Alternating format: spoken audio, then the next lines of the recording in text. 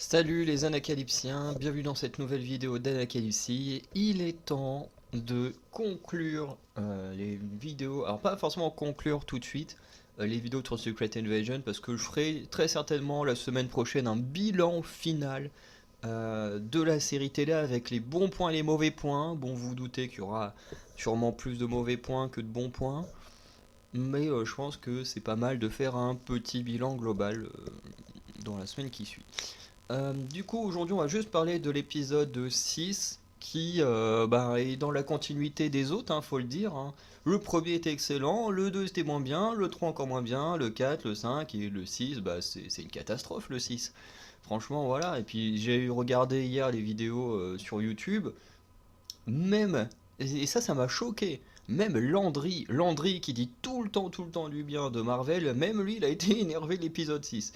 Donc au moins, si même les gros fanboys finissent par dire que l'épisode 6 est vraiment mauvais, c'est que des mecs comme moi euh, sont pas vraiment des rageux, c'est juste que l'épisode est vraiment mauvais, hein, quand on voit la note qu'a reçue la série également, enfin bref. Mais de toute façon, on parlera de tout ça la semaine prochaine. On va juste se concentrer sur ce qui s'est passé dans l'épisode.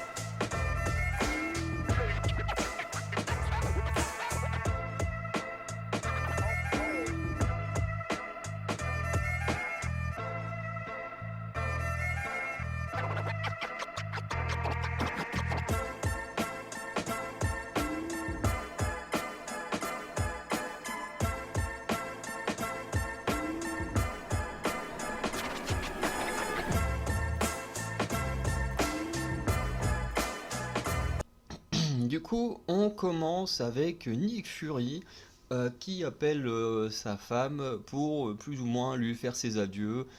En vrai, c'était pas très utile comme appel parce que de toute façon, à aucun moment on y croit que Nick Fury peut mourir. Euh, Même sa femme, elle a tué tous les gens qui l'ont attaqué, donc même elle, elle est pas en danger. Donc bon. Après, ça reste quand même une scène intéressante.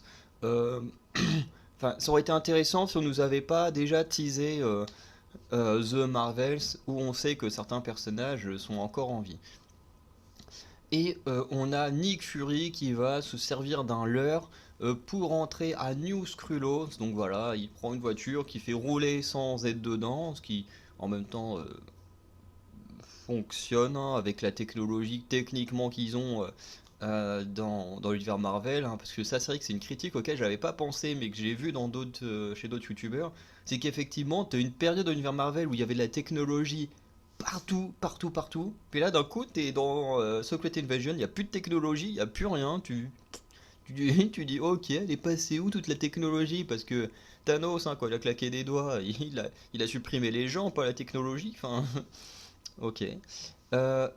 Du coup, voilà, il trouve un moyen de rentrer à New Skrullos, il voit que tout le monde est mort, machin, enfin bref. Euh, c'est ce qui se passe avant le générique, et tu te dis, ok, vu que l'épisode il dure que 30 minutes à peu près, si t'enlèves le générique d'avant, d'après, en plus il n'y a pas de scène post-générique, tu te dis, bon ok, en 30 minutes, c'est-à-dire qu'on va directement aller dans le vif du sujet, il va y avoir que ça, et puis ce sera pas intéressant, quoi. En même temps, parce qu'en vrai, en gros, toute l'action qui se passe dans l'épisode, à part les quelques dernières scènes, tout se passe en quelques minutes, hein. Franchement, tout est en condensé. Là où les épisodes précédents, ça prenait son temps sur ce qui se passait, là, franchement, tout peut durer à peine une heure, mais même pas, même moins d'une heure, hein. parce que là on a Rhodes qui est en conflit avec une amirale pour manipuler le président, parce que lui il va absolument faire la guerre, l'amiral veut absolument empêcher la guerre forcément. Mais du coup voilà, l'idée est complètement nulle, hein. Voilà, pour réussir son coup, on a le colonel Rhodes qui partage des images d'un char russe qui se dirige vers la Finlande et l'Ukraine. Voilà, pour provoquer la guerre, quoi. Et Fury se promène dans New Scrulos rempli de cadavres et de radioactivité, tandis que Sonia tend un piège au colonel Rhodes en faisant croire que Nick Fury est dans le bâtiment et non à New Scrulos.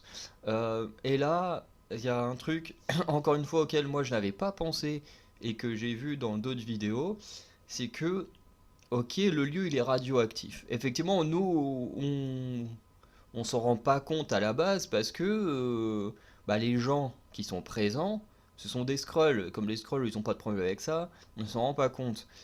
Et là, c'est vrai que tu te dis, attends, quand Fury il arrive, il a des problèmes par rapport à la radioactivité, mais tu te dis, mais tous les corps qui sont cachés à New Skrullos, notamment celui de Ross et de Rhodes, alors eux, ils sont là, ils sont pas protégés et pourtant ils ont aucun impact de la radioactivité.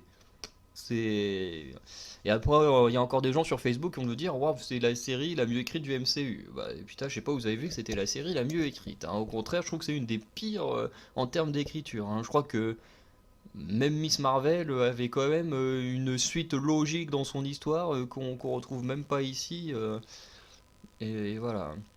Mais du coup, voilà un peu le teasing du fight final. Enfin bref, c'est pas intéressant. En plus, je crois qu'à un moment donné, il y a un missile qui est envoyé, mais on voit personne le désactiver. Enfin, ok, on en a plus rien à foutre au bout d'un moment du missile qui est envoyé. Enfin bref, vraiment cet épisode, enfin même la série en elle-même, il y a rien qui va.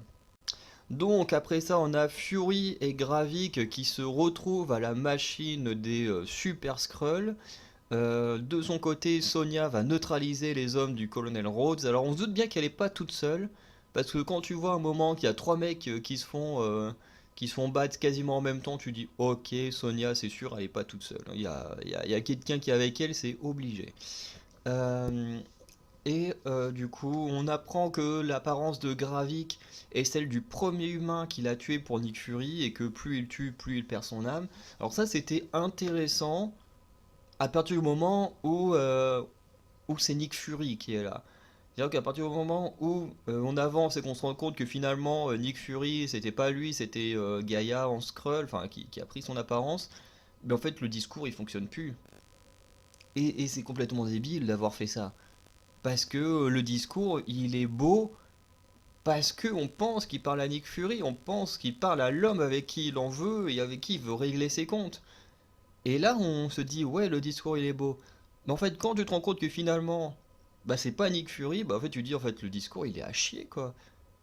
Parce qu'il parle même pas à la bonne personne. Donc le discours il a plus le sens et la puissance qu'il a, parce qu'il parle à la mauvaise personne. Ce qui, voilà, je trouvais ça un peu nul. Ensuite, on a Nick Fury qui avoue avoir trahi les Skrulls parce qu'il pouvait pas leur trouver une planète. J'avoue que c'est complètement débile, hein. Il y a notamment le chef Otaku, enfin plutôt sur Spatule Bro, qui a une réflexion très intelligente. C'est que ils nous disent oui, on trouve pas de planète machin, on trouve pas de planète habitable pour les Skrulls.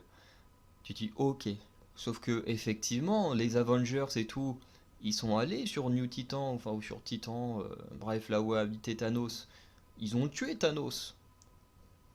Ce qui veut dire que la planète de Thanos, ok, faudrait la retravailler pour pouvoir avoir comment dire, de la végétation, des trucs comme ça. Mais si Thanos pouvait y vivre, pouvait se substanter là-bas, ça veut dire que les Skrulls, ils peuvent le faire. Ensuite, les Avengers, quand ils ont été tuer Thanos au tout début de Endgame, au jardin, là pareil, en plus le jardin, on a bien vu que c'était une planète viable. Donc les Avengers, eux, ils sont au courant. Même Captain Marvel est au courant qu'il y a des planètes viables où les Skrulls ils peuvent vivre sans être en conflit avec un autre peuple. Donc encore une fois, on est sur un putain de scénario mal écrit. Parce que les Avengers, tout le monde le sait qu'il y a plein de planètes viables qu'on a nous-mêmes vues en tant que spectateurs à travers les films du MCU. Donc en fait, encore une fois, le discours de Nick Fury, il est complètement débile. Parce ils auraient très bien pu envoyer les Skrulls sur Titan, ils auraient très bien pu envoyer les Skrulls au jardin, ils auraient pu les envoyer n'importe où parce qu'on a très bien vu qu'il y avait des planètes qui étaient viables. Bref. Euh, il dit que c'est plus simple de sauver l'humanité que de changer leur mentalité et accepter les Skrulls. Bon, ça, là-dessus, je suis totalement d'accord avec Nick Fury. Mais quand on prend en compte le fait que le mec il sait très bien qu'il y a des planètes viables dans l'espace, bah encore une fois, ça ne fonctionne pas. L'idée qui est balancée est très intelligente et très vraie, hein. Si ça devait exister dans la réalité, on sait très bien que l'humanité n'accepterait jamais une race extraterrestre sur la Terre. Et on sait très bien que tu pourrais jamais faire en sorte que les 9 milliards de personnes qui sont sur Terre acceptent une nouvelle espèce. Certains le feraient, mais pas tous. Donc c'est plus simple, effectivement, bah, de cacher la vérité que de faire accepter quelque chose qui peut faire peur à tout le monde. Donc j'ai bien aimé le propos, mais dans la série, ça fonctionne pas. Ça peut pas fonctionner à partir du moment où nous, on sait, et que même Nick Fury sait très bien, grâce aux Avengers et Captain Marvel, qu'il y a des planètes viables, sans danger pour les Skrulls, dans l'univers. Ensuite, on a Nick Fury qui va donner la récolte à Gravik en échange que ce dernier doit quitter la planète sans tuer les humains. Bien sûr, Gravik il se dit bah non, il va te faire enculer, moi je prends, je prends la récolte et au contraire je vais buter tous les êtres humains. Et encore une fois, tu dis mais t'es un putain de débile. Je veux dire, tu veux prendre le contrôle de la planète. C'est pas en massacrant tout le peuple que tu vas t'en sortir. Tu les attaques, ça va créer une sorte de guerre entre les humains et les Skrulls.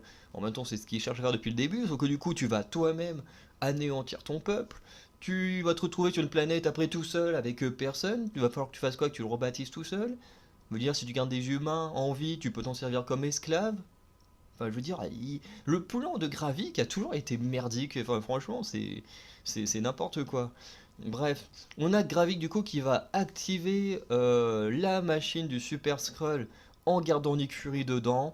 Pareil, complètement débile comme passage. C'est complètement débile. Enfin, Nick Fury, qui dit que, déjà, de un, qui dit que la machine ne peut pas donner de pouvoir aux humains. Je veux dire, on a vu des dizaines et des dizaines de fois dans le MCU que des machines de ce style peuvent donner des pouvoirs à des êtres humains. Voilà, un Captain America, il a eu ses pouvoirs dans une machine. Techniquement, Captain Marvel, c'était à cause d'expériences faites sur elle. Enfin bref, si on prend la plupart des super-héros qui ont des pouvoirs, beaucoup on les ont obtenus en étant dans des machines. Là, Gravik, il laisse Nick Fury dedans sans se dire, bah tiens, est-ce que ma machine pourrait donner des pouvoirs aux humains? Bah oui, parce que beaucoup d'humains obtiennent des pouvoirs dans des machines ou des cas spéciaux. Le mec, voilà, en plus, le mec, il a quand même pressenti dans le début de la série que Gaïa, c'était une traître. Et là, il arrive même pas à s'imaginer que c'est Gaïa qui puisse être en face de lui sous l'apparence de Nick Fury. Alors que le mec, c'est censé être un génie. Le mec est censé être super intelligent, super manipulateur. Bref, forcément, après, quand il essaye de frapper Nick Fury, bah, on se rend compte qu'en fait, c'est Gaïa.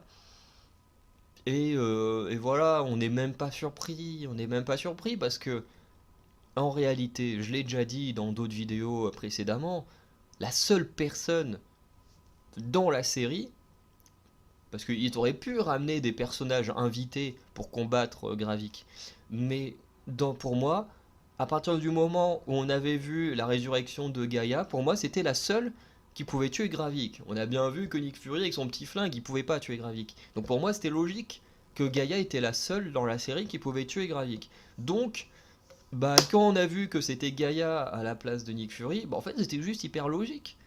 Je veux dire, s'il y a des gens qui ont été surpris par ce tour de passe-passe, bah je sais pas ce qu'il vous faut, hein. Tout est ultra logique et trop prévisible, hein. Nick Fury, il peut pas tuer Gravik. Il aurait peut-être pu obtenir des pouvoirs dans la machine, parce qu'encore une fois, les mecs... et en plus, même si c'était Nick Fury, le vrai qui était là, qui dit que la machine, sous les projections du truc, qui dit que ça l'aurait pas tué. Enfin bref, y a vraiment rien qui va. Et du coup, on se rend compte forcément que le vrai Nick Fury est avec Sonya pour stopper le colonel Rhodes et sauver le président Exton. Ensuite, on a Nick Fury et Sonya qui tentent de convaincre le président que le colonel Rhodes est un Skrull. Voilà, ça dure trop longtemps. Ça dure trop longtemps pour ce que c'est. En mode, gna gna gna, faut tuer Nick Fury, oh gna gna gna, faut tuer le colonel Rhodes, oh gna gna. Et franchement, on dirait deux gamins qui se rejettent la faute là, c'est insupportable. Je veux dire, on est censé avoir un Avenger, c'est l'ancien directeur du Shield, et là, t'as l'impression de voir deux enfants de 5 ans qui se battent pour un jouet. Bon, au final, euh, le colonel Rose va tenter un truc et il va se faire buter direct, et le président va se rendre compte que finalement son bras droit était un Skrull. Et de l'autre côté, on a Gaïa qui va tuer Gravik dans un combat nul à chier. C'était nul à chier. Le combat il dure 2 minutes. Hein, franchement, les mecs ils échangent quelques coups de poing. Ils utilisent un peu la magie du sorcier là. Putain, comment il s'appelle lui de l'ordre noir, la mâchoire d'ébène. Euh, Pareil, comme, comme le dit Spatule Bro, quand même, les mecs, ils connaissent pas tous ces pouvoirs-là, ils sont en train d'assimiler les pouvoirs, et ils arrivent à utiliser des pouvoirs de sorciers sans même l'apprendre, alors que la plupart des sorciers ont passé des mois, voire des années avant de bien contrôler la magie. Bref, c'est encore une incohérence de dingue. Là, t'as Gravy qui utilise la magie comme s'il l'avait toujours appris en étant Skrull, quoi. Bref. Et en plus, on a Gaïa qui tue Gravik juste en lui envoyant un rayon d'énergie dans le bassin.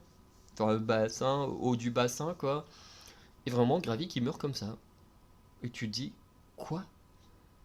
Surtout qu'en plus, c'est complètement débile parce que le mec, il a Extremis. Il devrait se régénérer. Je veux dire, dans Iron Man 3, qu'est-ce qui fait que le méchant, Heydrich Killian, là, je vais pas trop prononcer son nom, qu'il est mort?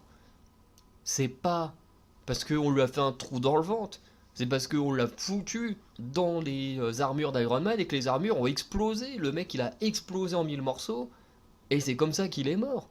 Là, techniquement, Gravik il est pas mort. Le mec il a extrémis en lui. Il s'est quand même pris une balle en pleine tête. Sa tête s'est régénérée automatiquement. Là, il se prend un rayon d'énergie dans le ventre. Techniquement, son ventre est censé se régénérer. Le mec n'est pas mort techniquement.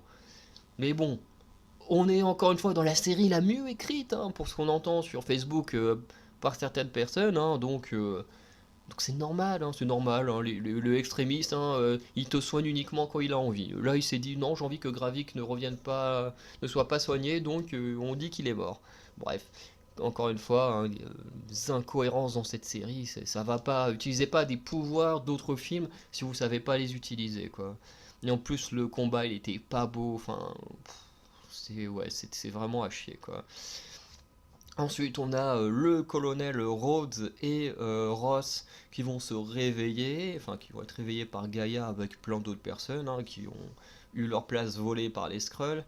Voilà. Et alors qu'on était censé savoir depuis quand le colonel Rhodes était enfermé, ben on sait juste qu'il est là depuis longtemps. Voilà, il est là depuis longtemps. Ouais. Super réponse, Kevin Feige. Hein.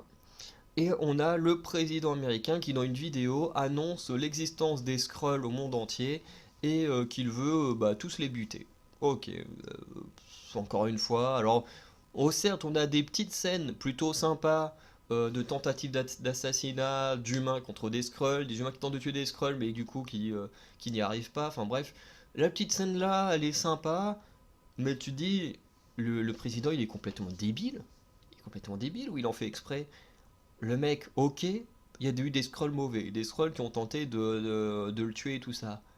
Mais en attendant, s'il a été sauvé de l'attaque du convoi, c'est grâce à un scroll, hein. C'est grâce à un scroll qui est venu le sauver. Et pourquoi Nick Fury lui a pas dit? Pourquoi est-ce que Nick Fury lui a rien dit? Et en plus, c'est même logique, en plus, c'est logique en soi que s'il y a des humains gentils, des humains méchants, bah c'est pareil chez les Skrulls, il y en a des gentils, des méchants. Enfin bref, le président est juste un gros con, ça n'a aucun sens. Et ensuite, on a Nick Fury qui va revenir aux côtés de Priscilla pour avoir une dernière chance et être pardonné, mais finalement il part comme ça. Bon, nous on a Sonia qui va venir auprès de Gaïa pour passer un pacte afin de se servir l'une de l'autre, afin de protéger leur peuple et empêcher Rickstone, le président, d'exterminer tous les Skrulls, chacun voyant un peu son intérêt dans cette petite guerre. Et ensuite on a les Skrulls et les humains, voilà, comme je disais, qui se mettent à faire la guerre après le discours du président, puis Vara, du coup le Skrull qui prend la place de Priscilla, qui décide de partir avec Nick Fury dans l'espace. Et en plus là, on a encore un des contresens les plus incohérences, les plus débiles, c'est que là, Nick Fury, qu'est-ce qui se passe? Eh ben, il annonce comme ça, juste à la fin de la série, que les Kree, ils sont prêts à passer un pacte pour vivre en paix avec les Skrulls. Ah ouais, les Kree, eux, ils attendent qu'il y ait une guerre qui soit terminée pour, et encore une guerre hein, avec des grosses guillemets, soit terminée pour se dire, allez, ça y est, nous on fait la paix avec les Skrulls, ils peuvent venir vivre avec nous. Alors qu'encore une fois, on l'a très bien vu, il y a plein de planètes qui sont viables et sans danger pour les Skrulls. Bref, c'est complètement débile. Euh, et du coup, Nick Fury et sa femme partent dans l'espace. Voilà. C'est- Franchement, je sais pas quoi dire de plus sur cette série, c'est vraiment, vraiment déprimant. Donc on va conclure hein, sur sûrement l'une des pires séries du MCU, hein. Franchement, c'est niveau Miss Marvel, hein. Miss Marvel c'était vraiment à chier. Et encore Miss Marvel, même s'ils ont chié sur le fait que ce soit une inhumain, et voilà, au moins l'histoire elle avait un sens, c'était pas si mauvais que ça en termes de cohérence et tout. Que là, la cohérence entre l'univers principal et Secret Invasion, mais il n'y en a aucune, il n'y a aucune cohérence. Et encore, je dis pas comme les autres, il y a certains youtubeurs qui le disent, il n'y a pas de cohérence, t'as quand même le président des États-Unis qui se fait attaquer dans un convoi, et t'as aucun putain d'Avengers qui vient le protéger, même pas Captain America. Alors que le mec a fait un discours absolument incroyable pour quand il est devenu Captain America, et donc je parle de Sam Wilson, et non, le président se fait attaquer, non, de toute façon, c'est personnel pour Nick Fury, donc il est contre un adversaire qu'il peut pas tuer lui-même, mais vas-y, laissons-le faire, enfin, cette série, franchement, vraiment affreuse, hein, je la regarderai pas une deuxième fois, ça c'est sûr. Ou alors peut-être si un jour on me met à faire des lives et qu'en live on se refait les séries du MCU, mais je la regarderai pas pour moi-même. Ça vous pouvez en être sûr et certain. Bref.